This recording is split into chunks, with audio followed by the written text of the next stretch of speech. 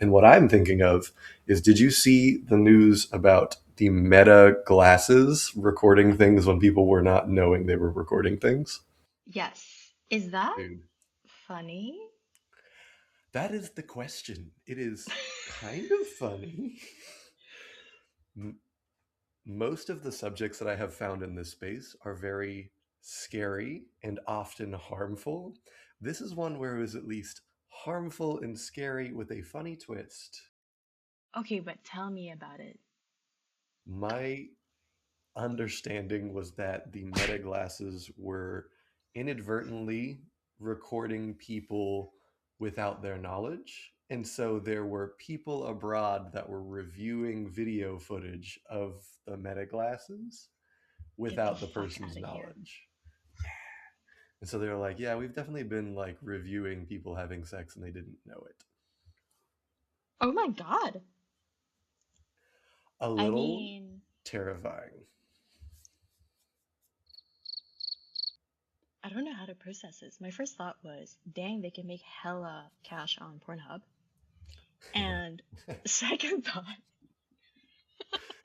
Excellent. was, my second thought was, holy invasion of privacy. And is this, it must be stored, right? In a It's got to get cloud. stored somewhere. This feels like a So pretty that, like straightforward jump from like when everybody was super excited about the Alexa and then they were like, why am I getting very specific advertising all of a sudden?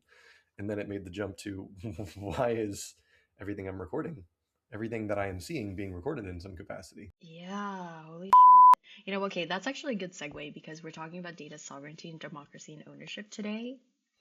Because theoretically, with if you own the glasses, you should own everything that it records. Right. And so in theory, you But should can be you have getting access to it? residuals off of the Yeah, porn that they are producing for you. exactly. Ah, man, this was such a funny subject when I was reading about it, and it's another terrifying one. They're all terrifying. All of these data subjects are terrifying. Oh my God. Okay, well, I guess. We did it. Cold open.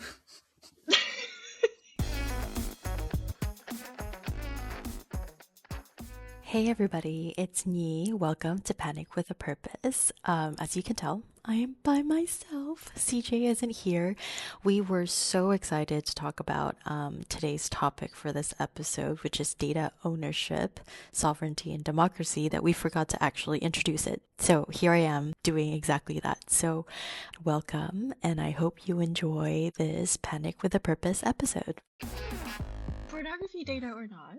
I think the first question is like, why does that data matter at all? Because then you see like people, I've spoken to people in the past who are like, oh, I don't give a shit. They can have, I don't care. I don't have nothing to hide. They can have my data. And I'm like, I don't know if the consequences and the implications or the applications, right, of any type of data should be in the hands of somebody else, even if you have nothing to hide.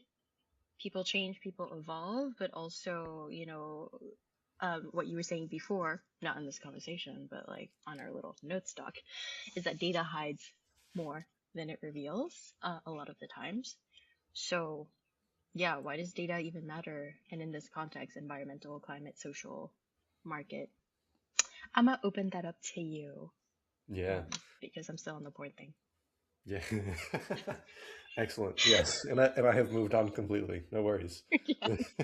I think that is a great question, especially what you said about like the number of people that are out there that have that reaction of, oh, they can take all my data. I got nothing to hide.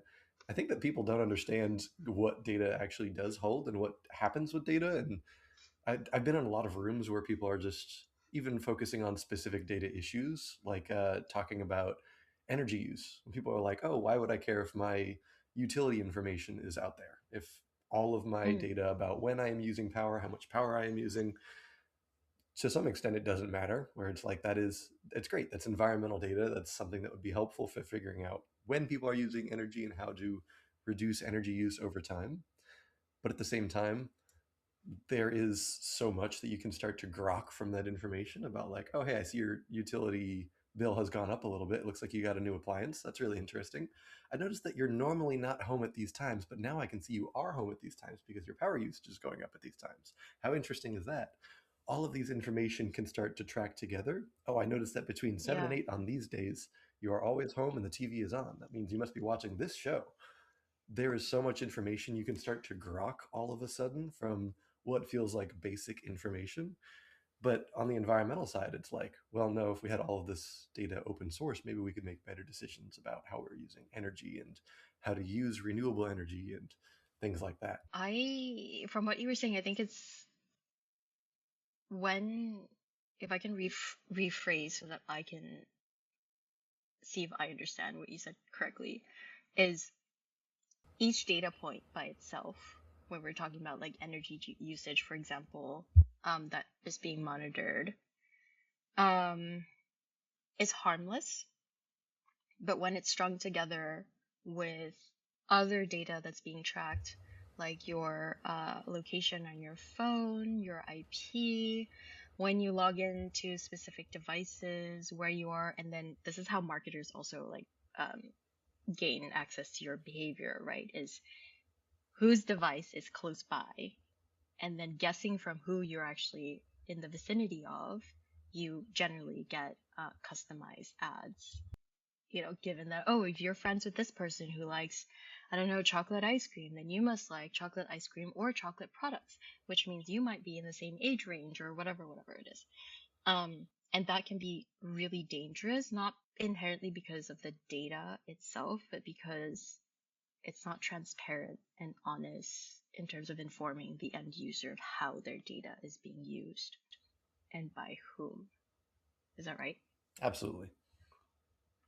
So then, um, in terms of environmental data, when you said, hey, we need to make it more transparent so that we can take more action, I think we actually have so much data that it's paralyzing, like decision makers, um, heads of states, legislators, right?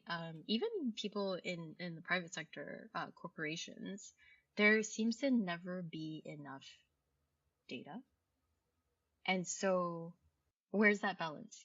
Why is there an impression that we don't have enough data? And at the same time, we do have a lot of data, maybe it's fragmented, and then thus we can't make any decisions, and beyond that, any action towards climate justice, or even beyond climate justice, like just preserving our planet because we have limited resources.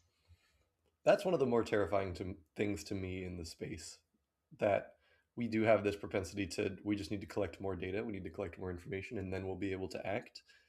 I think to your point about like this is an issue for climate change at large, it is this attitude that we, in order to stop climate change, we feel like we need to make the perfect choice. You know, EVs are not going to stop climate change, Yeah. but they are maybe part of the solution. People always think that we just need to figure out what the next big thing is. We just need to have a little bit more data, um, and that brings in that question of uncertainty that people feel too, of like, the argument that the climate has always been changing. We don't have that much data about what climate used to be, and so we don't know for sure if this is actually a climate catastrophe or if this is just the climate being the climate and this is just regular fluctuation. We just need to have perfect data. Oh, fuck those guys. You in danger, girl. The combination of scientists that have this propensity to say, we don't know anything. Science is all about like we are making inferences based off the data that we have and the information that we're gathering, and taking that and running with it and saying, well, then we don't have enough data and we should just keep digging until we are sure, because the implications for giving up fossil fuels are too large and would save the planet. So that's a problem. I think it's like, okay, wait. I'm getting frustrated because you are 100% correct, and there's this. Okay, I will not out myself as a control freak because I feel like I've progressed in the past 2 decades. Sure, Jan. But I do understand the human need to like be sure, be certain, and like control every external aspect, because what if we're wrong and it costs us our time, our energy, our money, right? Especially with the way that we've set up the economic incentives of GDP is one of the only measures of true progress and growth. There's always exponentially more to strive for, and so the risks are inherently higher. Now, do I fully understand why we perceive the risk of economic like deterioration higher than the risk of like being wiped off the face of the planet? I don't know. You tell me, like what the fuck? Um, but do you think this is then an issue? Because it's like two sides of the same coin, you know? And do you think the issue is maybe trust from academia, science versus the people who might need or want to implement against this sort of data? If we're talking about environmental data, but environmental data, we should probably define this actually. What is environmental data? Because it's so all encompassing, but we'll circle back where I'd love to hear your thoughts. I think trust is a really interesting word when it comes to environmental data. And I think that's a really good question that I would love the answer to. I think that trust is something that is eroded in a big way for a lot of people, between people in the government, people in scientists, people in tech. I think that we consistently have this antagonistic feeling of trying to do what we must to keep ourselves afloat, and as a result, we are defensive. I was talking to somebody recently about Captain Planet, the old TV show Captain Planet, where there is this large green dude who is, yeah, the team that is trying to save the planet, and often those shows are depicting an antagonist as like big oil, and they're just making big oil into like these big guys that you can punch.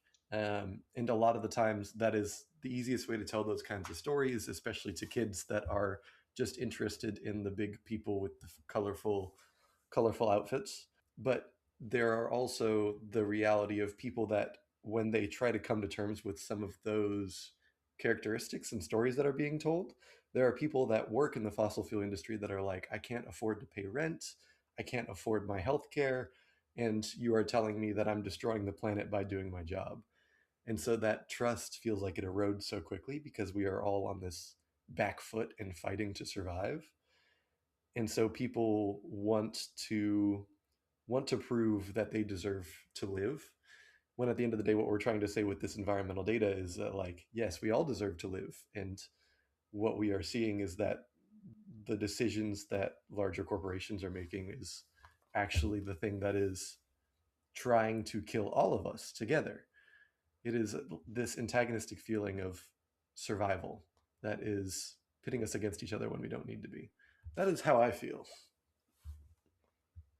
Yeah, I mean, like I think, yeah, I'm inclined to agree with you because it seems like you're pitting sides, right? And really there isn't a side, there's just humanity and planet. And we should try to cultivate, like, we as human beings, if we're, if I can assume, I'm not going to assume this is the reality, we have huge egos.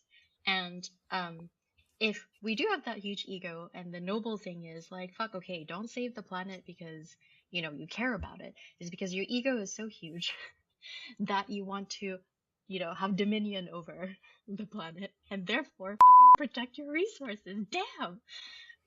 It's and when you're saying, okay, fossil fuel, people working in fossil fuel, and we're not saying execs, because listen, they're like, um like rig workers, people who are like doing logistics, for example, is the people who have the least security or feel the right. And then plus that social pressure and economic pressure that they have, because usually they're underpaid for what they do.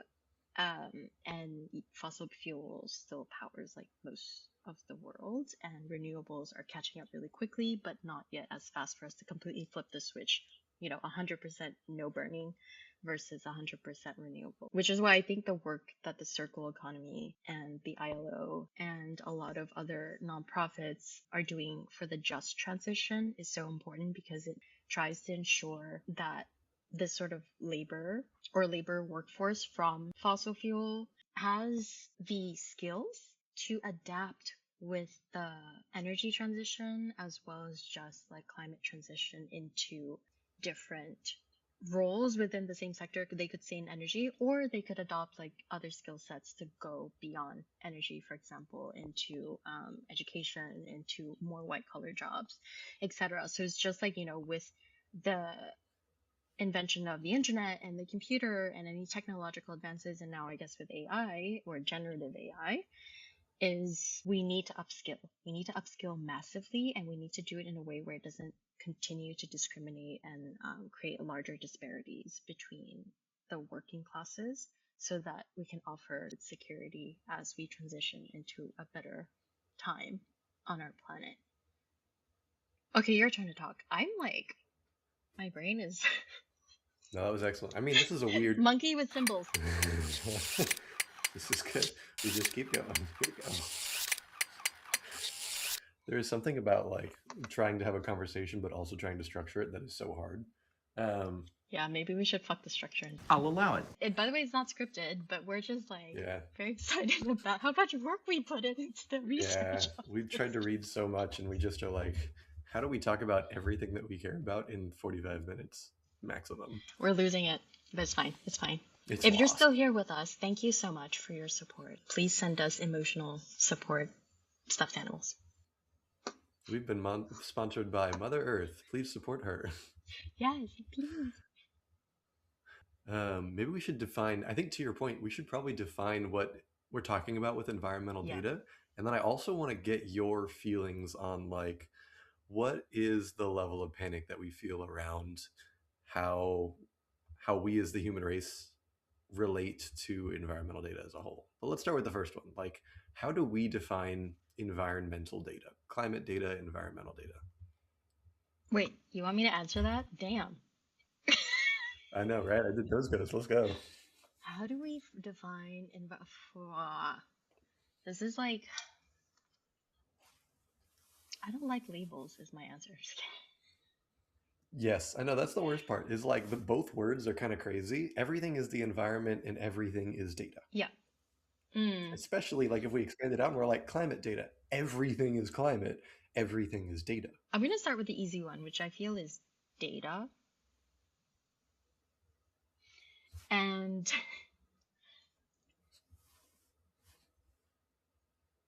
I definitely shouldn't teach, because simplifying this is a struggle.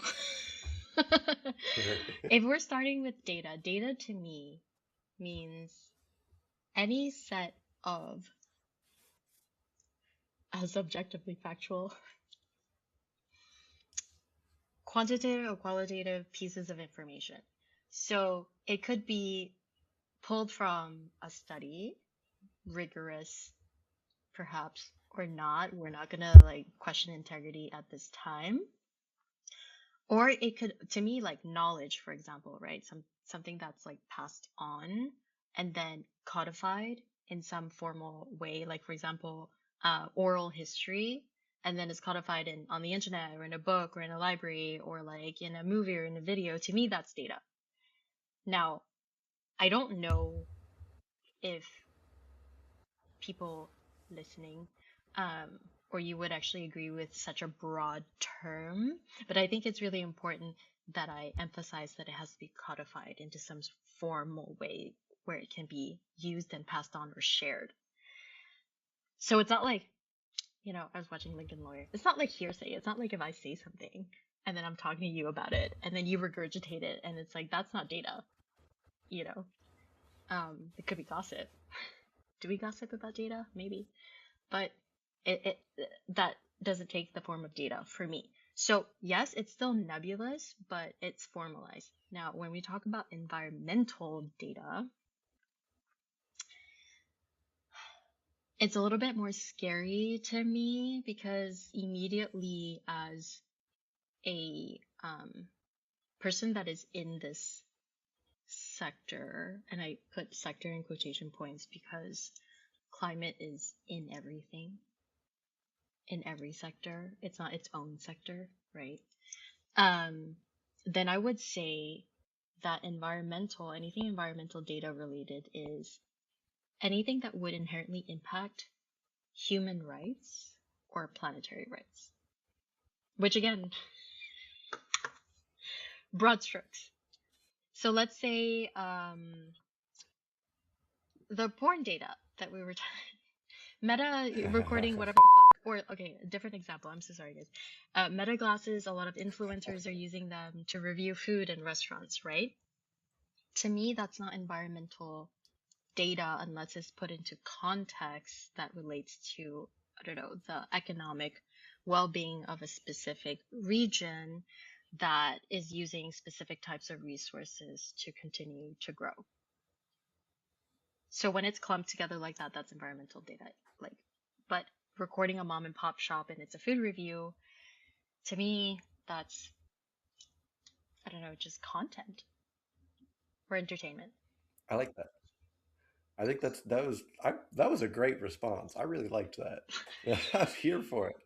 It sounds like you're saying information that is codified and then context is what places it back in that form of climate or environmental data in particular. Yeah, you said that I in like three that. words. I'm a How fan. did you do that? Yeah. I just listened to you talk and then I decided to summarize. That's why I made you go first, is I just got to take that and like bring it in. We used to do this activity for students where we would try to get them to guess what the real definition on Merriam-Webster of data was. Oh. And it was one of my favorite activities because it sucks. Oh, It sucks so much, and everybody walks away like, oh God, because everybody's mad at the end. That's why it sucks. girl, So, what's see, the real quick, definition? Yes, thank you. you ready? Yes. We have two options. One of these is fake, one of these is real. The first definition is data is factual information, such as measurements or statistics, used as a basis for reasoning, discussion, and calculation. That's number one. Okay. The second one is information that is output by a sensing device or organ and that must be processed to be meaningful. Can both of those be wrong? What a good question. The key parts of two of these is the very first one. It defines the very first thing it says about what data is it is factual information, blah, blah, blah, blah, blah. The second one, it says Okay, yeah. information, blah, blah, blah, blah, blah, that must be processed to be meaningful. Given what I said, I feel like the second one should be the correct one. Mm-hmm. And most people would Is it? agree. Most people would agree. And this is what makes people mad is both of these definitions are in the Merriam-Webster dictionary for defining data. But they're contradictory. They're both true. They are both how data is defined by Merriam-Webster dictionary. The second one has got the philosophy tag next to it, just to make it even more frustrating. Are you? Philosophical data has to be interpreted, but regular data, facts. Facts straight up. Okay, well, then maybe this this begs the question of why the data is important at all, because if we can't even agree on the definition of data, and by the way, it's not just because of the dictionary and the conversation between the two of us who work in the sector. There are a lot of stakeholders that are not experts in neither data nor climate or justice, who are working on these problems or these challenges. So why is that? So why is data held at such significance where it's paralyzing us from taking any action or meaningful action? It feels like we can choose the definition that we want to make it useful, and that's exactly what corporations are doing, is they are choosing when it should be paralyzing and when it's just enough information that they should move forward with what they want. And that is crazy. Yeah, I mean that's inherently human, right? Because why would you not do something that's advantageous, clearly, to your own interests? as, you know, an organization or an individual. So if this is the case, who do you think needs to have, yeah, ownership or purview, or I guess any power over data and who gets to control it, right? Because we produce data. Our data is being sold and bought all the time as individuals, and as companies and organizations as well. But right now, off the top of my head, it seems like most of the control is in organized structures that are not beneficial to individual humans.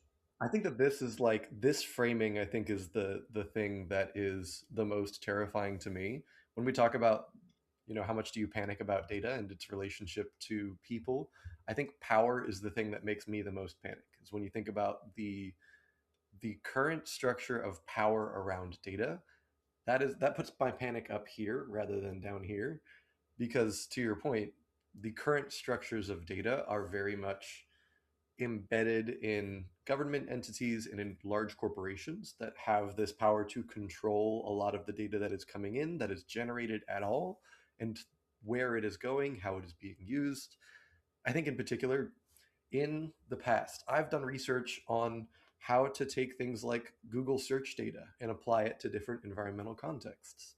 And that felt like a really fun, cool idea for detecting environmental hazards, to be able to say, hey, there's something going on in this community that is bad because everybody is Googling what's wrong with my water. Something's going on with my home. Those kinds of information feel like they could be super helpful. I'm getting that information from Google, from a large entity that has created a product that, as a result, tracks data, shares data, uses data, and doesn't tell us about how they're doing any of those things. So I have this very surface level of information about the data that is out there, and I'm trying to apply it to some level of good. And at the same time, that data is being owned by this large corporation that is doing deep, deep, deep research about how they can get more data and use that data to advertise to you better. That feels like a crazy thing when we're saying that data is important and environmental data could save the world and we need more of it, when we don't have any idea how much we even have because of the power structures that are in place now. Yeah, and it's all very obscure and opaque, right? So, okay, my panic level just reached like an all-time high. Welcome. For- Join me. Thank you. I would argue that this is probably power dynamics and just power over data is the same as power with anything in society, right? Over resources or just power in itself, right? Influence, because it can impact your quality of life, your job security. You know, you can be homeless in like 2 seconds. If you get laid off because of the rate of inflation and how infrastructure is, especially in the US and in countries that are not supporting the social systems. But to what you say, how do we balance like, okay, trying to like educate ourselves, getting all of this data, but then having no idea how much data we actually have? Does that actually even matter? Right? Because then I think it loops us back around to we have so much data. Let's figure out like investigate how much data we have. In the meanwhile, climate crisis continues to accelerate, and we're still not doing any sort of impactful, by the way, broad strokes, because there are a lot of cool things happening that are insanely impactful, regardless of this panicking mode that we're in. But I think maybe I'm more inclined to think of it this way is I don't care how much data is out there because I don't think I as an individual can control how much Google, Microsoft, you know, fucking Ellison corporation has already of our data, my data, individual or not. But from this day forward, I want control and ownership over what is rightfully mine as a citizen of the world and a human being, and my personal data that I continue to generate, because it's not like we stop generating data today, right? Especially with the tech we're using. So for me, I'm like, okay, the actual question is, who now has sovereignty, and how do we dictate that sovereignty in order to continue an actionable path, right? The actionable motherfucking Christ. The the pathway of what happens, data that becomes meaningful and knowledgeable turns into action. Mm-hmm. Bro. No, CJ, help me. straight up, that pulls me off that ledge a little bit, though. Like, I think that the fear that I have stems from this feeling of, there is an uncontrollable amount of data that I have no power over because somebody else has dictated how they are going to extract from me. Yeah. I feel powerless as a result of that. But to your point, there are certain levels of power that I have as an individual to control the data that is in my realm. There are regulations out there that say I can dictate what data people are taking from me, that I can ask to be forgotten and have data deleted, or to have it modified to more correctly represent me. And like that is something that I could actionably do. Like I could go online and look at how to do each of these processes. And I think that it reminds me too that there are, because data is such a broad definition, like I am talking about the forms of data that people with, or not people, but entities with people that have more power than me are dictating what data is and what data they're collecting. I can also define data for myself and start to reshape the stories that are being told by that data. And for me, that means, I'm living in a community that has an environment, and there are lots of environmental data that exist out there and lots of other data sets that exist out there about my community. But I can also generate new data and information and put it out into the world in whatever way I see fit.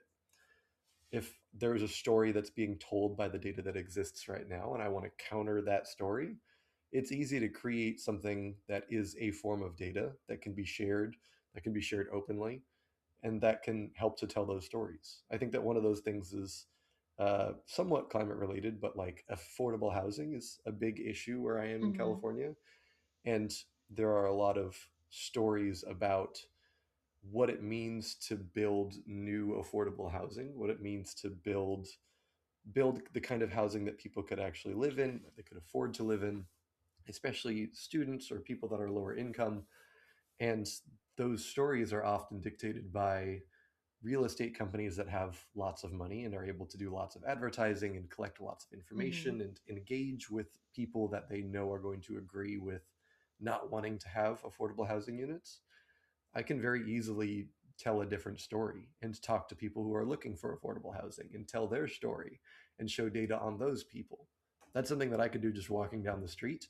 I could talk to people, I can interview them, I could write down how they're feeling, and I can publish that as a journal article. I could publish it as a data set. I can publish it in a lot of different ways that is suddenly counterfactual. And then I'm generating data on a small level that is counterfactual to the large data set that's out there. And I can't publish to all of Google and like beat them in that sense. But for my community, that is something that people would actually see and would actually engage with too. Soapbox done. I would say I really like that example.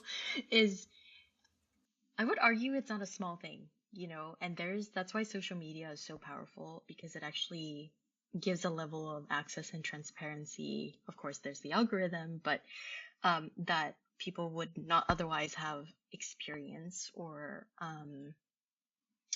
the privilege to, is it a privilege? I don't know. The privilege to choose to pay attention to. Right, and you see all of these like hope core sort of videos. I'm always on them and I'm crying all the time. But it gives me so much warmth, kind of away from the panic. So when people are like, "Oh, are you doom scrolling?" and I'm like, "No, I am hope I'm scrolling." hope scrolling. Excellent. Like giving my like dose, I need my fix so I can carry on.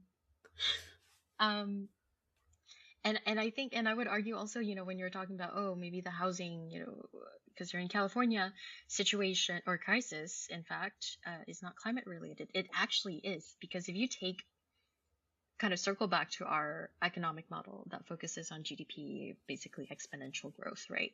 And then consider something like donut economics, where I will put this resource in the Yeah, tell me description. more. What's going on in economics? Give me more. Yeah, very simplified, 2 seconds, is the model has 2 rings.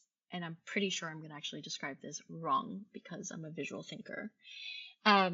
Basically, in the inner ring is what you have as the basic human needs: housing, food, fair access to like natural resources, water, etc. And in the outer ring, so it's like a donut because there's a hole in the middle.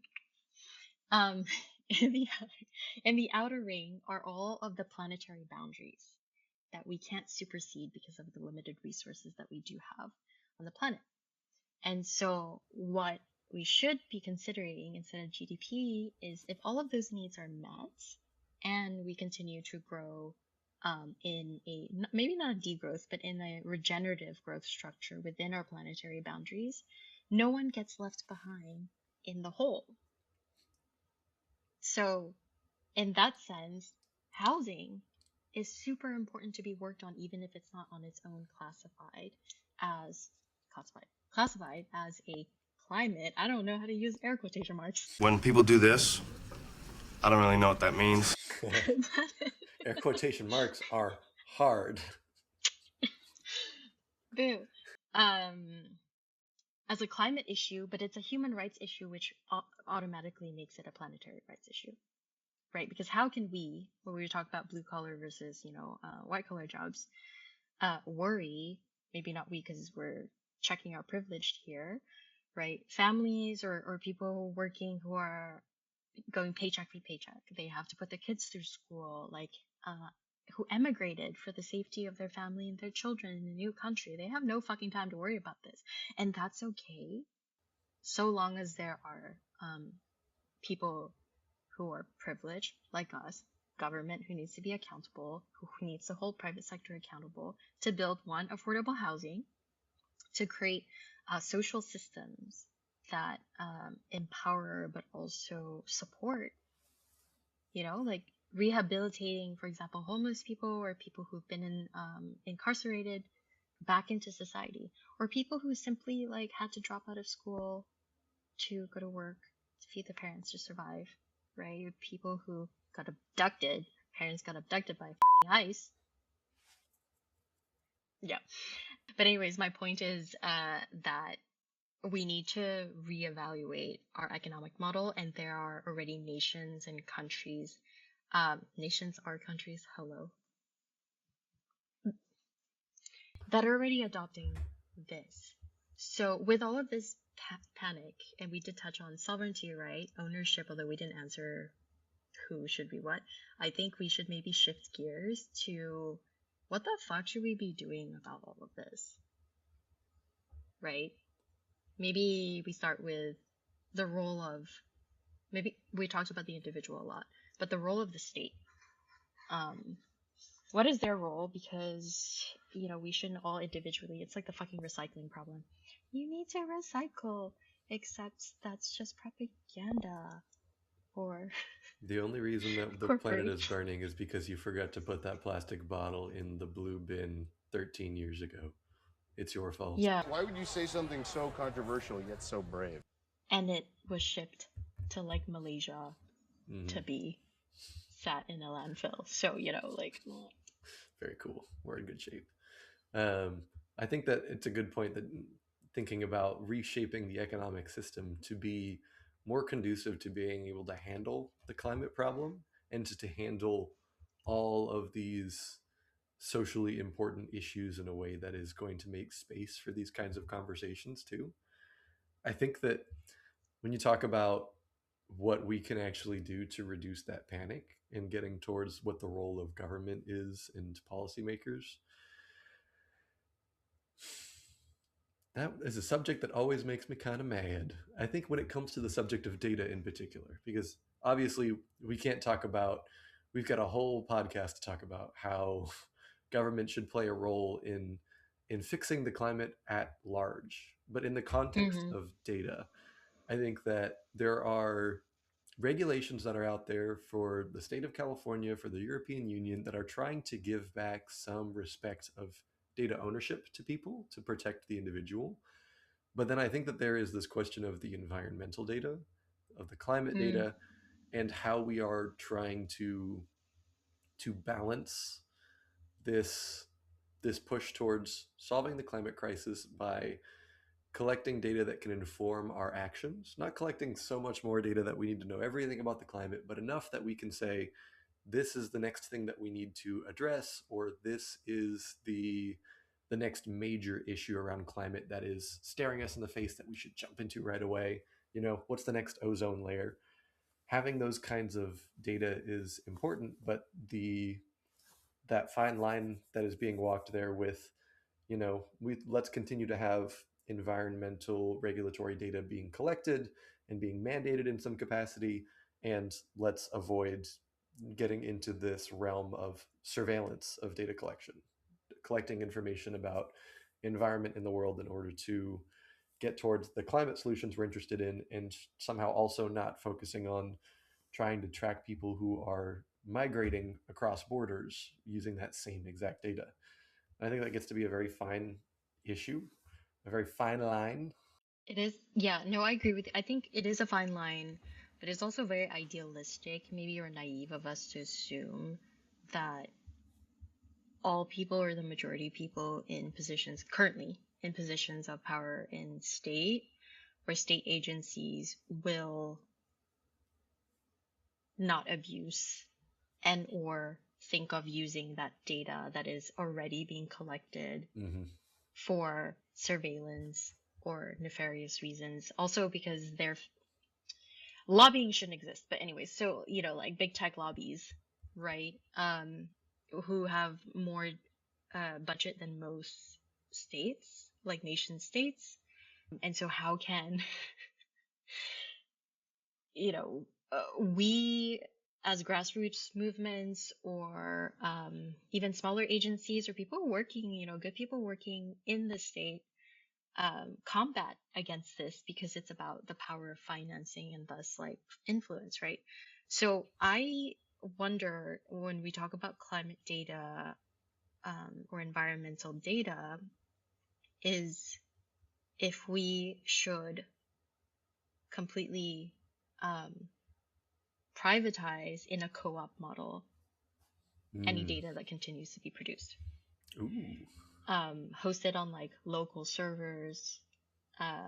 And we've done it before in the past. We can do it again. If they're not going to take responsibility and accountability for their citizens, we will do it.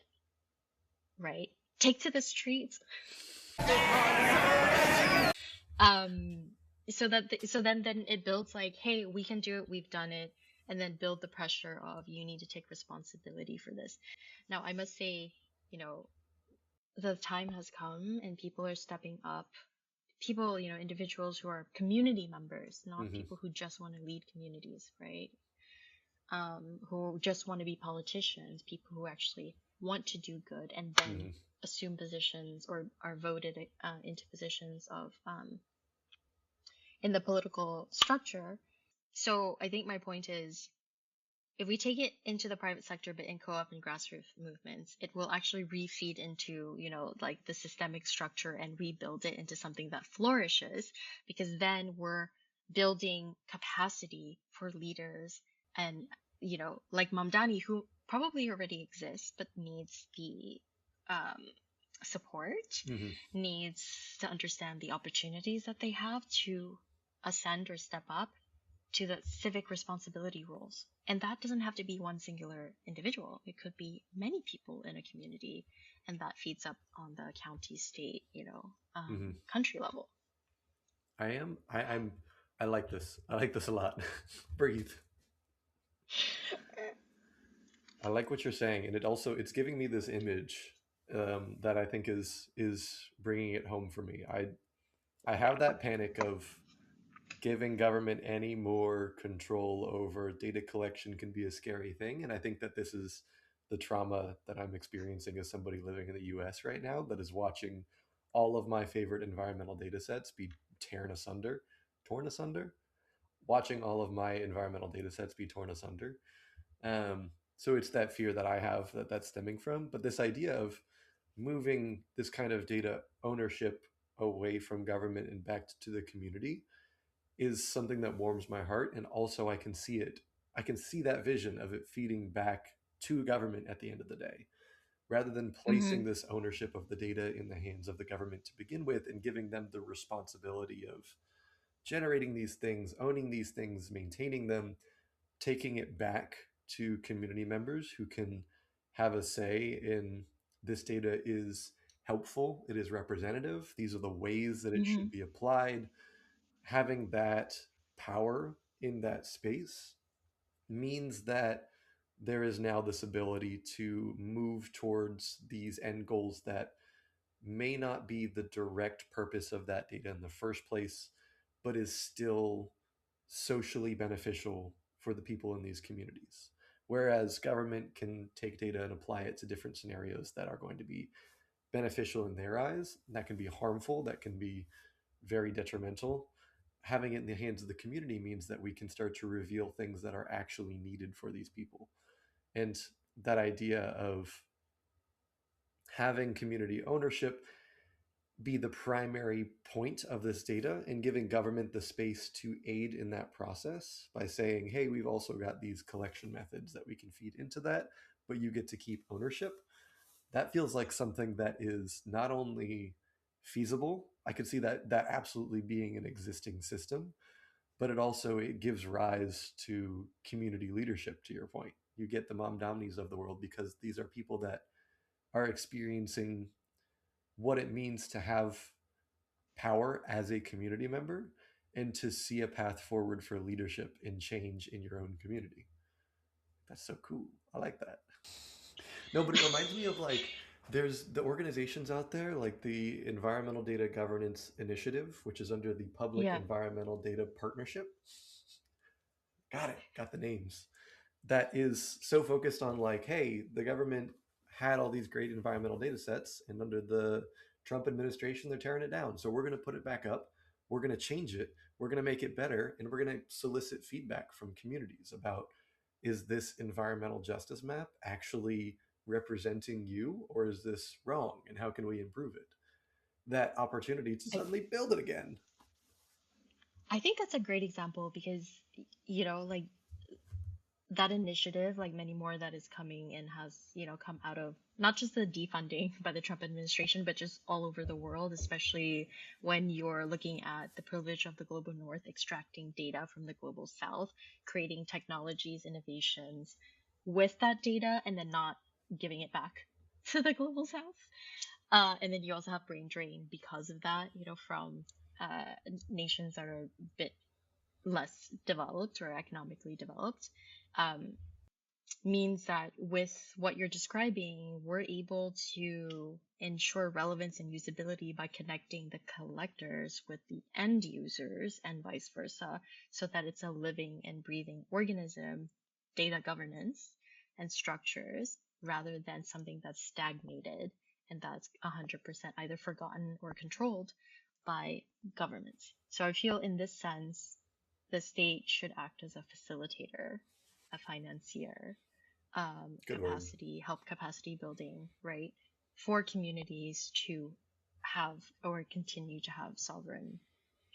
have, maybe we've never had it, but Yes. um, sovereignty over data. So I think perhaps actually everything that we've talked about, if we can help the listeners or the watchers summarize, is pulling from, like the new framework and all of our thinking is that the actions or the path forward is access of data without gatekeeping, right? So public environmental data enables justice in all of its form for planetary and human rights.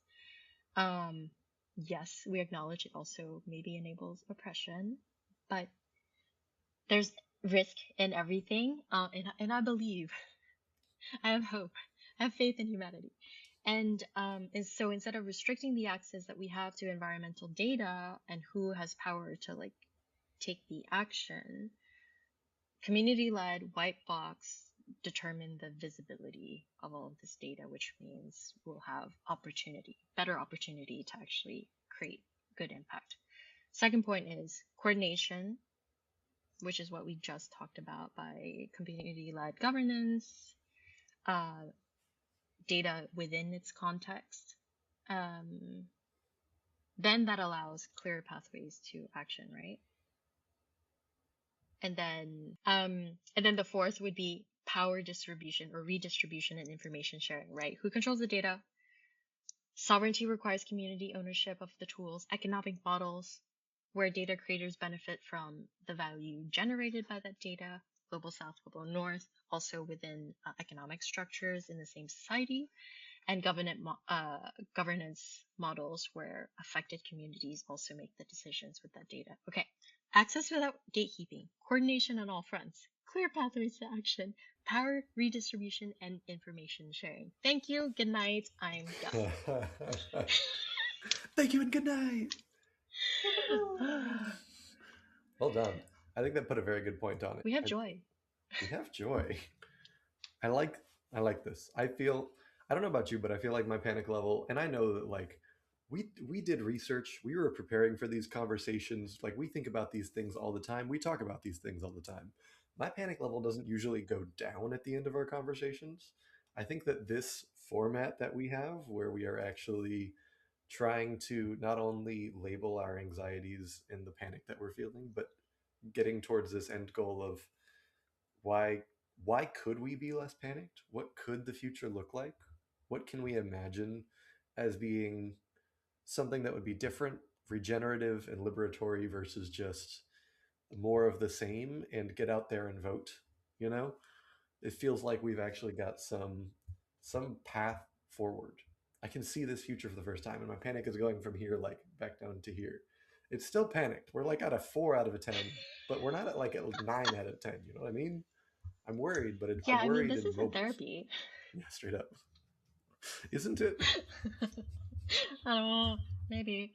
Um, I agree with you. And also, like, the reason that we started this podcast is not really for the sake of starting a podcast. It's just to spend time with each other and talk about the things that are interesting to us, but also figuring out ways where we can individually take, we have agency, take some sort of action. And on the tail of what you said about like our excitement and doing all of this research is I just wanted to inform everyone that's here with us today that we will be publishing a couple of articles to release all of the information that we have gathered, and also to release some kind of action packets of what you could potentially do if you're located in the global north, the global south, if you're indigenous, and hopefully with examples of what's already being done and links that will inspire you to take action or hold fire under asses of people who need to be doing their jobs. Ass fire. Let's go. I've got the gasoline. That's the only thing petroleum is good for. Yo, hold up. That's on a t-shirt right now. That's gotta be on a t-shirt right now. Go to the new data shop that doesn't exist and buy that t-shirt immediately. Wait, let us know if you would like to buy that. We will just literally I might get that tattooed on my face. I know we'll do the whole thing. Oh, thank you for listening, but thank you for listening. Yeah, thank you for listening. Podcast. Before thank you for listening. You absolutely showed up with us. I hope that at the end of the day, I hope that we're making this feeling of people getting to be less panicked. I hope that you get to panic with us for a moment and enjoy watching us flail for a little bit. And then I hope that you also are feeling a little bit of hope. And even if your panic level is going down by 1 level and not 4 levels, that is still a step in the right direction. Okay. I mean, that's a wrap. Did it. Oh, wait, bye. Bye.